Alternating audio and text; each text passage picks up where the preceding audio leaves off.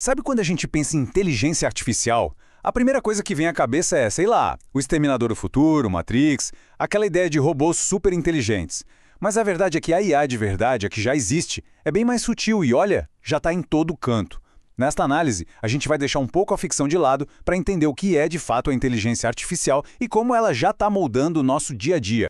Pois é, vamos combinar. Nos filmes, a IA é sempre a grande vilã. Na vida real, ela é aquela ferramenta quase invisível que te sugere o próximo vídeo no YouTube, que organiza o seu feed de notícias, ou que responde quando se chama a Siri ou Alexa. A distância entre o que a gente imagina e o que a gente vive é, assim, gigantesca.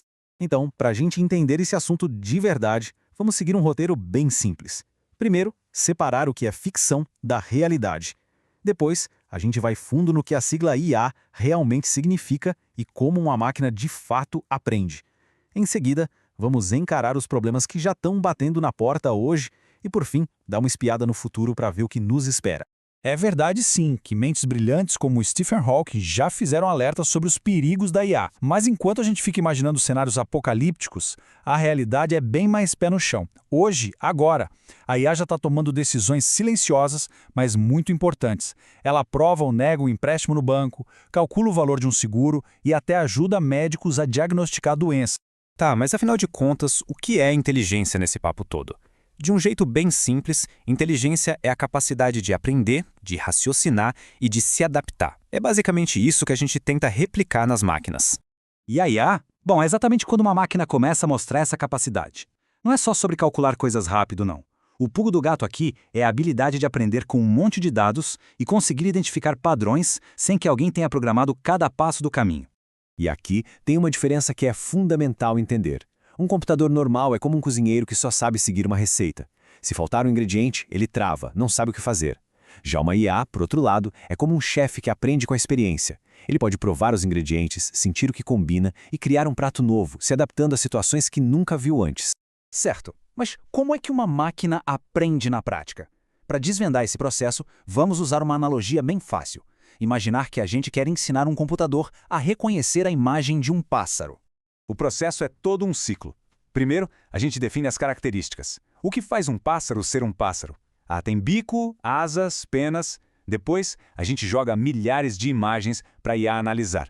Quando ela erra, por exemplo, quando ela não reconhece um pinguim como pássaro, um humano vai lá e corrige. E é esse feedback que faz a mágica acontecer. A IA se ajusta sozinha, vai refinando o modelo a cada correção até ficar absurdamente precisa. E aqui está o ponto crucial. A IA não entende o que é um pássaro como a gente entende. Para ela, um pássaro não é um ser vivo que voa. É só um conjunto de valores numéricos ligados a características como ter bico ou ter penas. É puro reconhecimento de padrão, não tem nada de compreensão de conceito. Mas por que essa explosão toda agora? A resposta está em duas coisas. Primeiro, o poder de processamento dos computadores, que ficou gigantesco. E segundo, as redes sociais.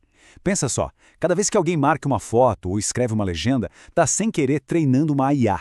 A gente criou, de graça, a maior fonte de dados de treinamento da história. Ok, então vamos deixar os robôs assassinos dos filmes um pouco de lado e focar nos desafios de verdade, os que já estão acontecendo. Os problemas mais urgentes não vêm da maldade das máquinas, mas de coisas como o viés nos dados e o famoso problema da caixa preta. E o que é essa tal de caixa preta? Imagina treinar uma IA com milhões de textos e fotos. O programa se ajusta e se modifica tanto, mas tanto, que o processo de decisão dele se torna um mistério. Muitas vezes, nem quem criou o sistema consegue explicar exatamente por que ele chegou a uma certa conclusão. A lógica interna fica opaca. E este exemplo real ilustra o perigo disso de um jeito brilhante. Uma IA começou a confundir cachorros com lobos. Depois de muita investigação, descobriram o motivo. Quase todas as fotos de lobos usadas para treinar o sistema tinham neve no fundo. A IA não aprendeu a identificar um lobo, ela aprendeu a identificar neve. Ela pegou o atalho errado, um erro que era totalmente invisível dentro da sua caixa preta. Outro problemão é o viés. Se os dados que a gente usa para treinar a IA refletem os nossos preconceitos, a IA vai aprender e até amplificar esses preconceitos.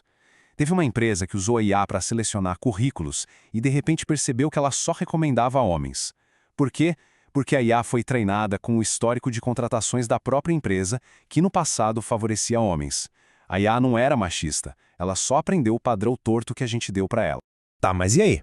Para onde tudo isso está indo? Para a gente entender o futuro e os riscos de verdade, primeiro precisamos saber que existem níveis diferentes de IA. Nem toda inteligência artificial é igual.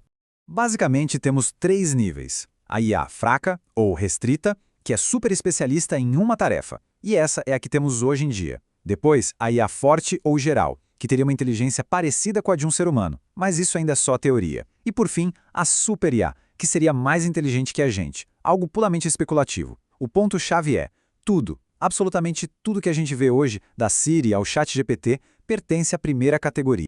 E isso nos leva a uma conclusão bem importante. A IA que a gente tem hoje não tem consciência, não tem desejos, não tem intenção. Ela não entende o que está fazendo. Então o risco real não é uma revolta das máquinas. O perigo é como nós, humanos, vamos escolher usar essa ferramenta que é incrivelmente poderosa. E a famosa pergunta sobre os empregos. A história já nos ensinou uma coisa ou outra. A eletricidade, os computadores, tudo isso também gerou um medo de desemprego em massa. Mas no fim, o que aconteceu foi que novas indústrias e novas funções foram criadas. O desafio não é lutar contra a IA, e sim aprender a trabalhar com ela, usando-a para aumentar nossa própria capacidade. A adaptação vai ser a chave de tudo. No final das contas, a IA é como um espelho.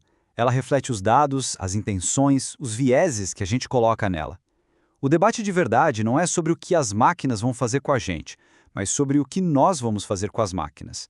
A questão que fica no ar é como é que a gente vai escolher construir esse futuro.